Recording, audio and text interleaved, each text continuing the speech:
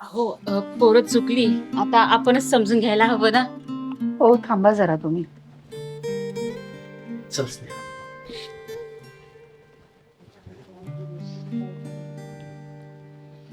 पप्पा, मी घरी नाही येणार. मी तुला घरीच न्यायला आलोय. माझं लग्न झालंय ह्याच्याशी. लग्न अशी होत नसतात. माझ्यासाठी हेच लग्न आहे.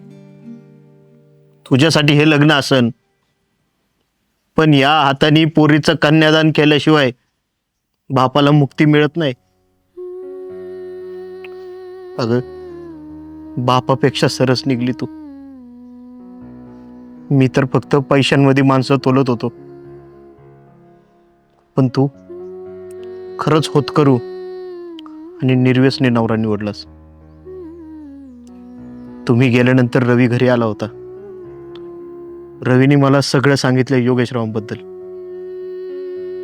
अगं, परिस्थिती कशी असली म्हणून काय झालं, परिस्थिती बदलण्याची धमक त्याच्यात आहे. आणि काय माहितीये का, मुलाकडे संपत्ती किती आहे त्यापेक्षा मुलगा निर्व्यसनी आणि होतकरू किती आहे हे बघायला पाहिजे. वीणबाई लागा आता तयारीला.